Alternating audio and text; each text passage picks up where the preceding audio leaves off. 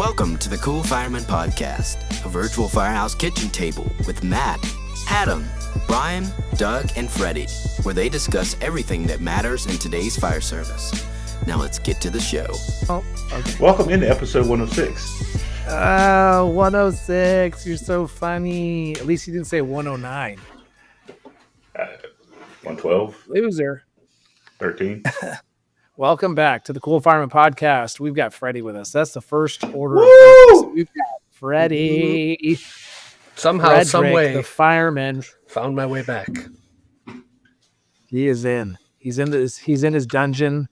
He's out of the ICE detention unit. Welcome back. At least it was a Canadian Welcome one. They were back. very gentle. Yeah. Oh, where's the clap? I don't know. The girl I in don't have the that button. That was a little late. Sorry. I heard they have a pill for that now. Oh, yes. Freddie is back. Welcome back to the Cool Fireman Podcast, where all your dreams come true. Tonight we're going to be talking about, I don't even know what we're going to be talking about. Maybe some extra staffing for 4th of July. We've got a little bit of discussion on what we think is going on in Texas. My God. We've got flash floods in Texas, and it is just wiped out a bunch of children, and it's just unbelievable what's going on down there. Extremely tragic. And I saw an article a while ago, sorry to cut you off, about, I forget the locality, one of the major cities. Their union was blasting their chief for not deploying some resources. I just breezed through it when I was on the way to ball practice a little while ago. My wife was driving. I wasn't driving. I don't know. I need to dig into that. Yeah, their local posted that. Yeah, their union did. Yeah. So I'm like, Oh, damn. yeah, the local posted about their fire chief not deploying some resources that should have been deployed. That's called bad morale. And then Idaho, this kid lights a fire to ambush some firemen, shoots 11 of them or something. 2 of them die. Yeah. Unbelievable. What the fuck is wrong with people? God dang it. Lots to talk about. But yes, Freddie is here. And let's start off with some sponsors, some Unkie Seasoning. I am out of town and in Cleveland, Ohio, the Mistake by the Lake. And He's I in noticed Skibbity, that my Ohio. in-laws don't. Yeah, Skibbity out. They don't have any Unkie Seasoning in their pantry. So that's going to be the first order of business for me. When I get off this podcast, is go to unkieseasoning.com and order the whole bundle. Get them everything. There's a sale right now, yes, Unc? Or how long is that going? Yes, there is. The Salty Fireman is $5.99, and I got some mini samplers left over from Father's Day. Little 2-ounce bottles. The original 4, Elizabeth salt, the salt-free garlic and herb, the coastal Cajun, and the Chipotle. Comes in a nice little cute little red box. And that's only $14.99. Which is a great way to intro into figuring out which one you like. Yeah. Like the garlic and herb. Yeah, but It's the best. No, F that. And Buy it's 'em, love on the buy grill. the big one. It's love on the grill, isn't it? No, Just buy the big one. I tried a new tagline for you, Unkie. Did you see it?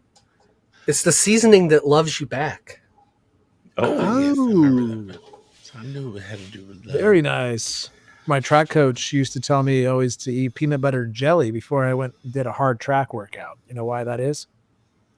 Because peanut butter and jelly tastes just as good coming out as it did going in. that's fair.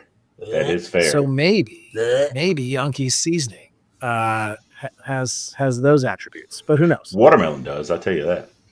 I cannot stand watermelon. I know That you is can. the devil's fruit. But Watermelon. I had some last And week, and it came back out because I was outside working hard in 110-degree heat index, and it came back out. Douglas, Yeah, it was you need to be careful. dude. It's so easy to overwork yourself here when it's just you either have to piss off the neighbors and work early in the morning, or you have to wait till the 3 hours before dark. It sucks right now. You're a hard worker. That's. I got so much crap to do, man. He's choring. Hey, I noticed you got the white tips on your. Yeah, I can't help it. I thought about some just for men, but I can't. I'm not gonna. Look do at it. this. I know. I saw that. Scott Steiner is what he's Well, got going on. the rest of my beard is really white. Unkie remembers that. Really Scott white. Steiner. Yeah, I do too. The rest of it, I mean, it started as like 1 or 2, and it's slowly creeping up. And there's sporadic ones everywhere, but most of my beard there's a lot of white in it. Yeah. Well, I'm glad that we're archiving all of our podcasts so that way we can look back in the, season 1, and we're in season 3 right now. Episode, I think, like 15. But anyway, Tom at the Burn Box, our second sponsor. We love Tom. Thank you, Tom at the Burn Box. I think July's just came. This came in the Burn Box this month. Yeah. It's a beautiful little tumbler / koozie. So it's got a bottle opener on the bottom. It holds, this is a Coors Light can. It holds slim cans. It holds Coors cans. It'll hold the 16-ounce big boys. It also came with a coffee mug top with a slider on it, so you can drink coffee out of it because, of course, it's insulated. So it's a very functional item. No fucking way. It's fucking way. Yeah, it's one of those ones that holds like every style can. Yeah, it's one of those because there's so many different style cans now. Well, I love it. And I really like the design on the side of it too. It's pretty slick. Yes, so you got the Burn Box laser engrave there, and then you got the flag on this side. And of course, like I said, there's a bottle opener, so it does hold bottles because this is a.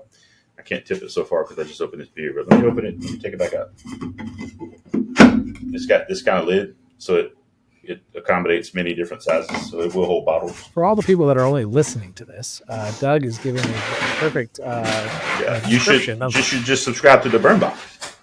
Oh, there you go. Then you would know. And you'd have one. You would know. Because you would have already got it. You may get a pretty 3x5 thin red line flag, too. Mm-hmm. There you go. Holy smokes. I'm so ready for my damn coin thing to come in. It's supposed to... Oh, God. I hate waiting.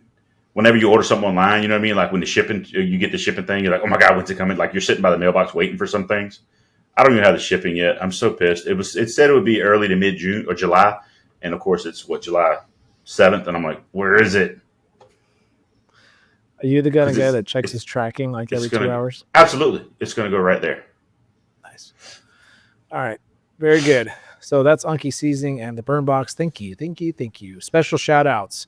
Zach is the man. Zach is great at commenting on all of our podcasts on Spotify. Tanner Webster and Courtney Jordan. I just wanted to give them a shout out real quick. Thanks, guys. Because they are helping us reach more people and girls.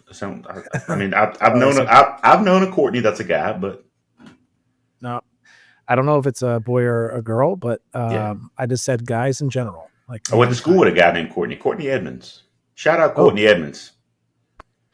Nice. Struck him out in Babe Ruth baseball.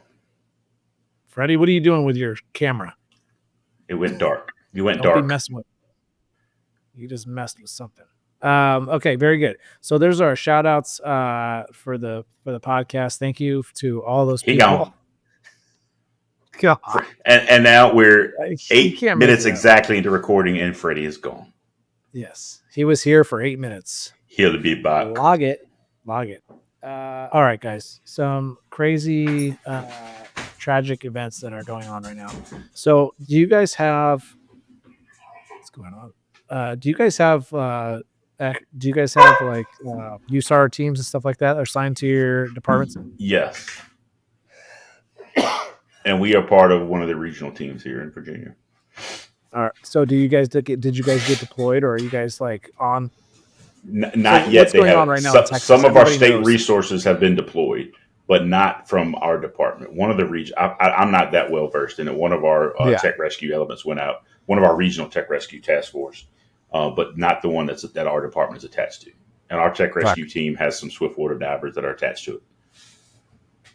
That's awesome. Yeah. Okay. They do like regional training. Yeah. Oh, nice. Yeah. Cool. Every month, all of our specialty teams train. And then every quarter, I believe, they do a whole team training where everybody goes from all 3 shifts. And like I said, the regions train a lot as well. So, yeah. So what we're talking about is the major floods, the flash flooding that happened in Texas, took out an entire kids camp. So unbelievable. Wow. Like if it was to hit anywhere. The more videos I see, the more mind blown I get by how fast it came up. 20 feet in like minutes. It's just crazy. I watched it cross that bridge. And it looked like it was going really, really fast. But then you see it slowly creeping. And on that bridge, they've got some more storms coming from a hurricane. The National Guard hauled out a lot of kids from Caryville. I believe that's what the news article I saw them coming across that bridge where you saw the sheriff, filming it, coming across over National Guard trucks and stuff like that, full of kids. So that's good. That's positive. 30 kids, at least that one truck, are out of there. So that's good. Right. Isn't that crazy though? I mean, I think I saw on the news that there's 850 people or something that's been rescued. Some of them are like clinging to trees. Yeah. Like, that's gnarly. That's gnarly. Scary. I mean, tragic, right? But so, I mean, sitting here, it is such a different perspective, right? Because, you think of, for me, like the thing that's most relative for me is like wildland fires. I've sat and looked back and looked at like huge couple 100,000 acre wildland fires. And you're like, wow, that seems really big, right? But then when you're there and you're in the whole process of the briefings and you're part of the actual resources that go out on the line and all this stuff, it's a much different perspective. So, like we're sitting here and watching the news, and it just seems like it might be different for us, than the guys that are actually there, like living it. I mean, I've met people that were at Katrina years and years and years ago, and their eyes are just this big talking about the things that they saw, but we just hear about it on the TV, the news, and it's just nothing compared to actually being there and dealing with that kind of stuff. It's insane. So that's one thing. I mean, I work for a small department and we're not locked in. Maybe in the future, we're not really locked into any like regional resources that would be deployed besides wildland fire stuff. But when it comes to like earthquakes or floods or, whatever, hurricanes, all that kind of stuff, like we're, our little department won't send anybody. We don't have anybody trained and they don't offer that. So that's kind of poopy. What about you, Adam? Anything? We have people that are assigned to the FEMA team, and we support that program until they deploy. Then also we no longer support. Being a federal agency, we do not support another federal agency. I'm looking back at where I saw the task force. Virginia Beach apparently sent some folks out too. Their Swiftwater team. Oh yeah. Virginia Task Force 4. It's a type 3 water asset. Now, where Task Force 4 is in Virginia, I don't know, because again, I'm to year 2 at the beach area. Beaches. Yeah, Tidewater area. Yeah, again, because I'm not in that world, but our Virginia State Task Force 4 deployed out there. So what, they just got a bunch of F-350s and they hook up their skipper, skips, whatever, and take off. The dibs. Dude. Skips and dibs. Skip. We all skip. Oh, skip. Freddie, what do you got? You got people that are attached to those types of things or what? Bristol, by the way. Yeah. Yeah. Oh, that makes sense. He's choking. No. That's an extreme. So we have a bunch of departments within our county that that was like the opposite of what you tried to do there, Matt. Yeah, he did all last week. He did the same thing. Every time he tried to mute. No, it's because last week I wasn't actually on my microphone. Oh, you can't hear me now, huh? We can hear you. Yeah, yes, we can. Oh no. Yes. No. Yes. What the heck? Freddie started talking. He was like, my MacBook mic. Oh my god. Whatever. Just freaking. I love that you were sitting there trying to mock us. You can't hear me. You can't hear me. You guys are assholes. Yes, you can. Are we? Well, sorry. You're gonna. I guess I could hit my. I could. Yeah, we know, Matt. No, that time it worked. So our county has teams that. Our county has a bunch of departments that send people to teams. So, like, we have a tech rescue, we have a HazMat, and then Michigan itself has something called Task Force 1. So that is all over Michigan. If you are somebody who wants to kind of be a part of that, you can sign up and like be a part of Task Force 1. And it does like USAR and Swiftwater and high angle and stuff like that. So we have a couple of people who work at the academy with us who are on Task Force 1, and they went down to what was the just in North Carolina, just earlier this year. Whatever, they went down there. Would they have the hurricane? Oh, the hurricane. The flooding. This. Yeah. Doug, what was the hurricane in North Carolina? What was it? Yes, the last one. The one that I'm so bad about those. I know. I'm terrible with names. I can't even barely remember my kids' names, let alone hurricanes. Karen? Probably was not a Karen.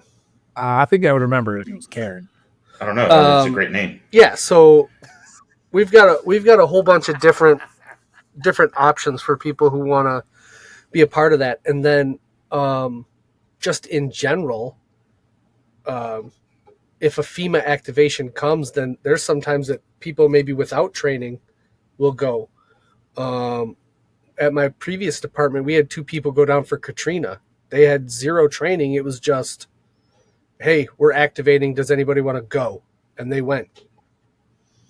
Yeah, that's kind of what our department did. Again, I wasn't on my department back then, but hearing people talk about it, and like that's kind of what kicked off our whole our incident management team and all of our ICS stuff. And what really got that going for our department was going down there. Those folks, what they were going down there helping with Katrina, they brought back all that knowledge and experience that were such a grand scale to manage. I don't want to say small incidents, but I mean smaller here in the inland. You know what I mean? Yeah. Yeah. Francine, maybe. Sure. No, that was in Puerto Rico. We're so shitty. I don't know these fucking names, man. I said weird. We're not shitty. Anyway. All right. So, and then what's going on? So that's in Texas. So that's the absolute insane thing that's going on down there is still going on. They're still trying to find people that are missing. Like they haven't even deemed them, dead or anything. They just can't find them. What? Helene. Kareen. Helene. I was close. Karen. Yeah, I was close. Hijk. I was only 4 off. You know who would have gotten that right away? Yeah, it's people in Western North Carolina still haven't. Yes. Brian, Yeah. People in Western North Carolina still haven't recovered for that. Like they're still Brian's listening to this right now going, he's screaming at his radio. Those guys are idiots. He just threw his phone. Just gotta get a new phone now. It's fine. He's in Utah. Yeah. He's in Utah. I thought he was in Colorado. Mormon. Colorado. He was in Colorado. Stops. Yeah, he stopped. By the time he listens to this, he'll be in called a Rockies game. I'm gonna be home. Is he gonna be home by Friday? Maybe. Sure. Now, what the hell's going on in Idaho? Dude, I immediately went back to like the Ruby Ridge. But it's not that far from there. Back in the day. I know, that's what so I lived in Idaho for almost 3 years. My in-laws live in Idaho now. I'm familiar with the state of Idaho. I know where Coeur d'Alene is. It's in the extreme northern part of the state. It's a beautiful little town, great golf course. I haven't played it. My father-in-law has. Beautiful course.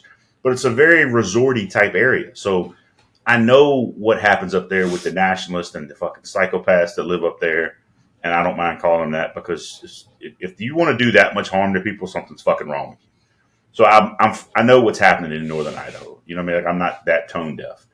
So it was just, I saw that it could have been so much worse than it was. It was tragic regardless. But I mean, like you say, he shot 13. Is that what it was? Shot 11, killed 2, 1's critical, I think was the last one I saw. Just senseless, man. For what? What are 20-year-old kid too? What are firemen doing to offend you? What is anybody doing to offend you to that extreme? The first thing that I thought about was that this kid went down to the firehouse, knocked on the door. He had his pants around his knees and long hair and all this stuff. And the fireman said, "Hey, you need to cut your hair, pull your pants up, look like a real man, then come back." Right? The kid got offended. This is all just bullshit opinion. I have no fucking idea what I'm talking about right now, but this is just kind of what I thought about.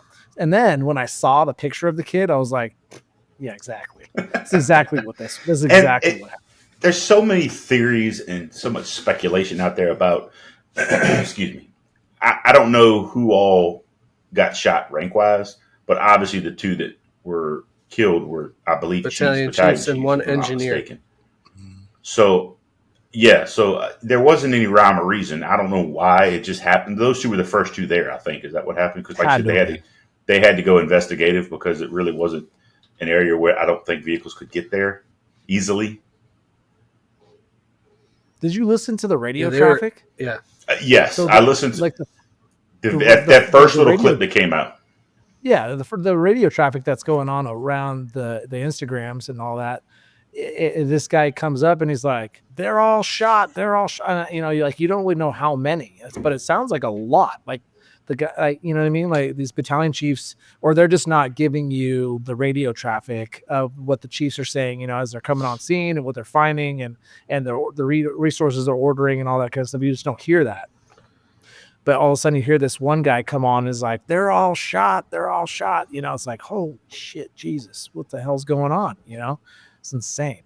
But I can't even imagine. And this happened. I don't remember the state, but do you guys remember this happened actually not that long ago, a couple of years ago in a structure fire, in a house fire. I think it was like early in the morning. The structure fire went out, and then all of a sudden firemen just start getting shot. Do you guys remember that?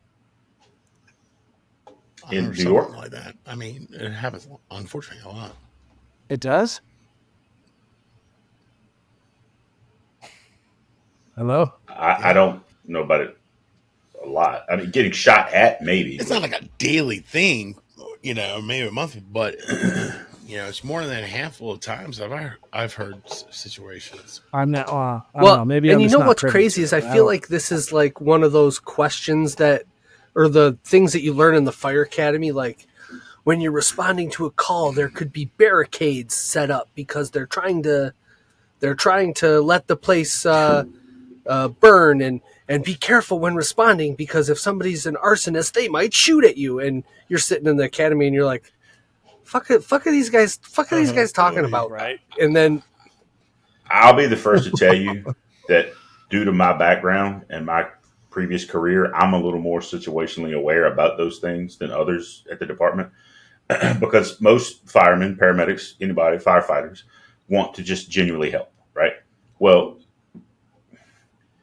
I'm going to spin that later. I'm going to segue that later into something that happened here recently, nearby to me. But I am a little more heightened about the way I approach things and the way I stand back and kind of scan rooms and see, you know, I take the lay of things before I just barge in and do something. And obviously they teach you a lot of that shit in supervisory and leadership classes about how to control a scene and whatever. But like, I'm really keen on that because of my background. And I try my best to share that knowledge when I can. But I mean, some people they just got big hearts, you know, a servant's heart.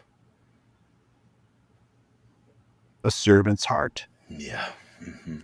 That's nice. so the engineer had successful surgery. Freddie's doing He's research. had 2 successful surgeries. He's in stable critical condition. Fire engineer Stable, David critical. Tisdale, 47, is the survived. And then because their names deserve to be said, because they were heroes, Yes. Battalion Chief John Morrison, 52, 28 years with the Corps. I'm going to mess it up. I apologize. Coeur d'Alene Fire Department.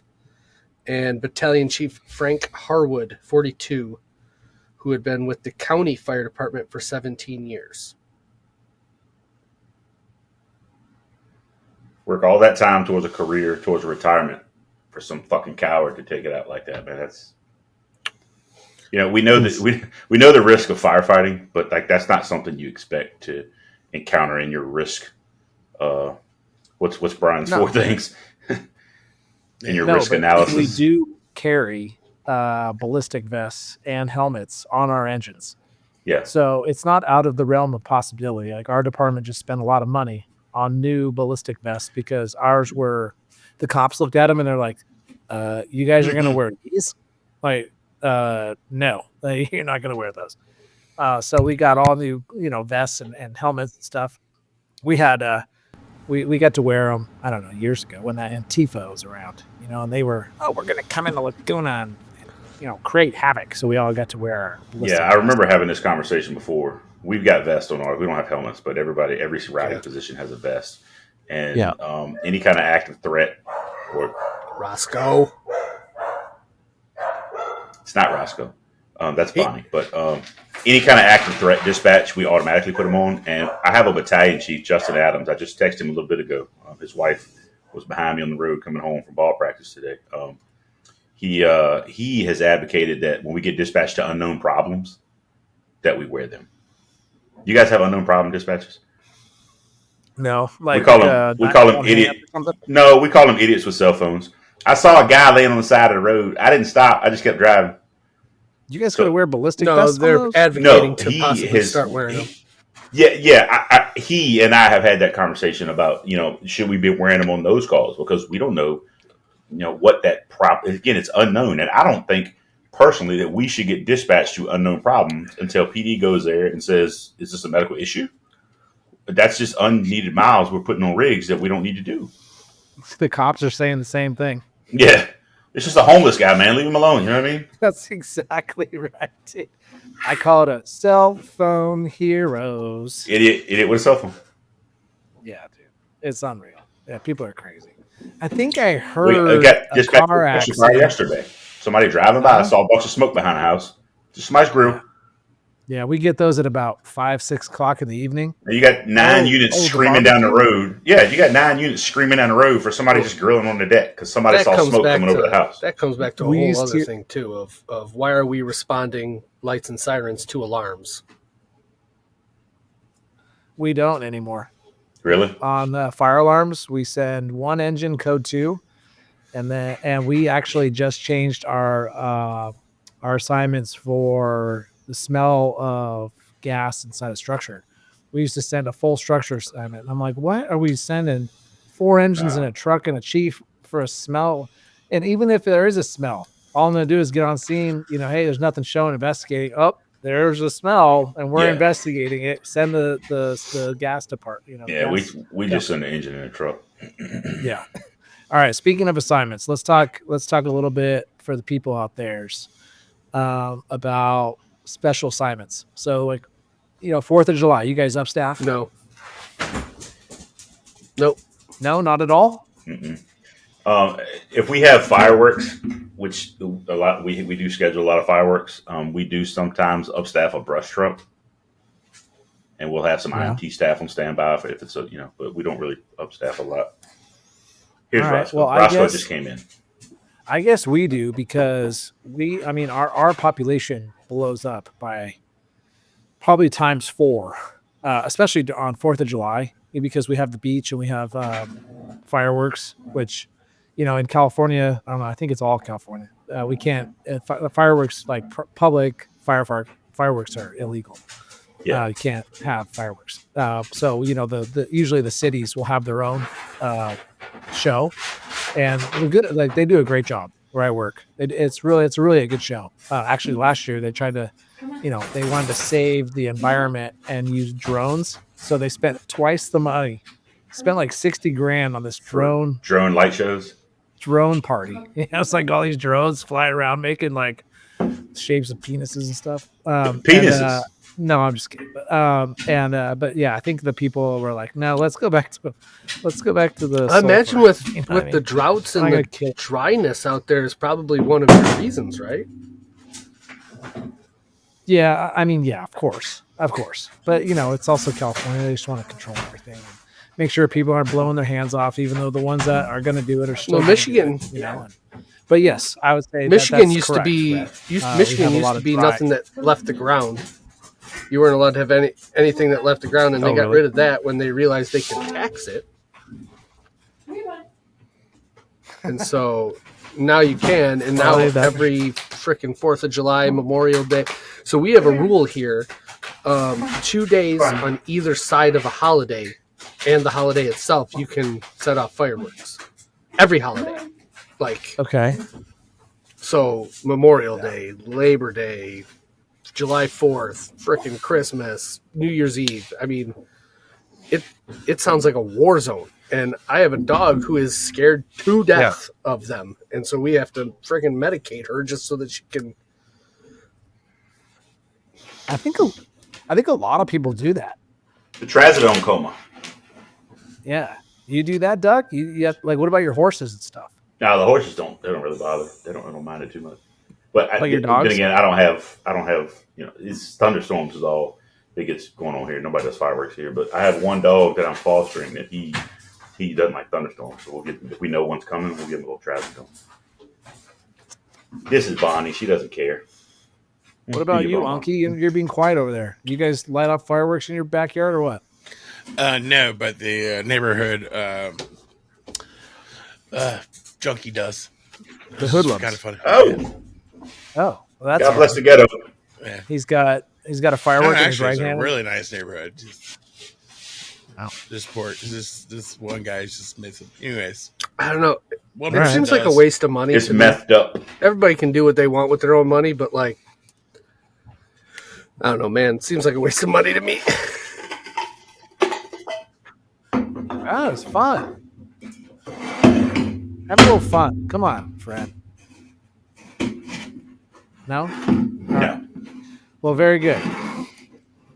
Yeah, we upstaff. We upstaff primarily a medic squad. That way the squad can take all the ALS level calls to the hospital and then leave the pumper in service. Leave the engines, in service as possible. You guys are upstaffing that just for the influx of people because there's more people Yes. and just the hot and people are Yeah. Sometimes we'll upstaff like an engine, but not necessarily. Really, only for like wind or rain events, we'll upstaff an engine with a couple guys. But yeah, it's mostly just like we'll upstaff for investigators.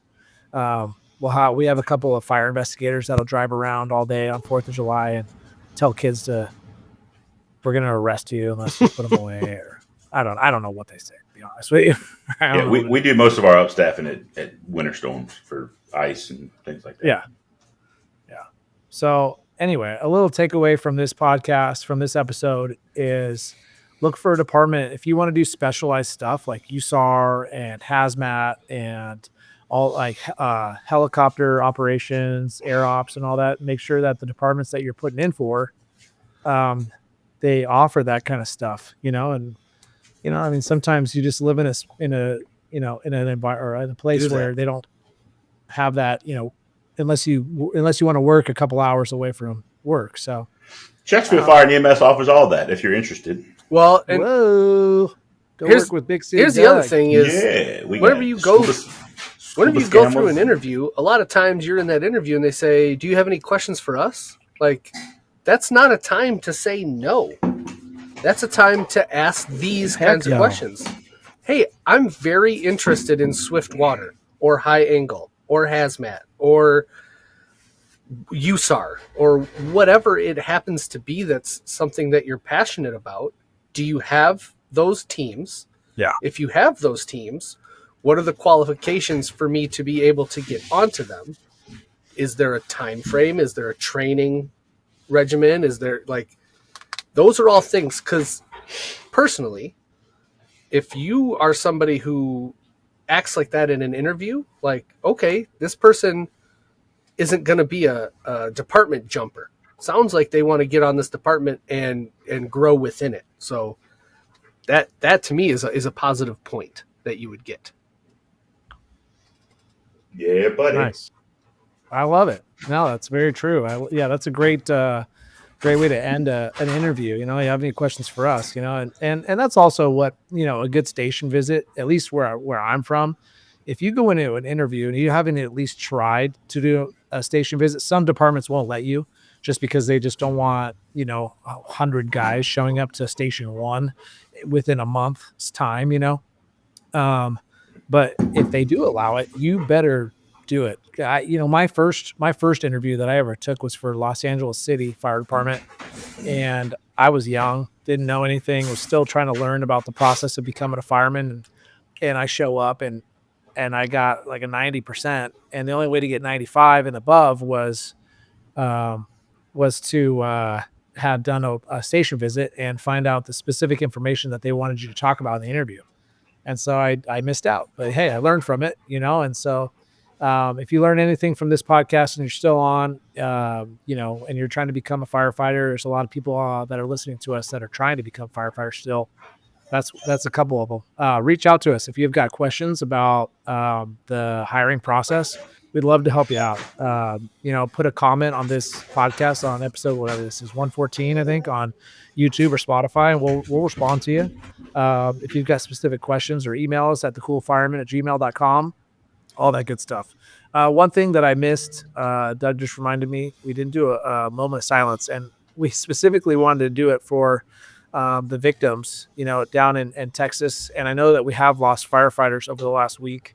Nothing super close to home for me or you guys, I don't think, but we definitely don't want to miss on doing a moment of silence. So if you guys would oblige, let's do a quick moment of silence for all those firefighters and for the human beings that we've lost in Texas and Idaho. Yep.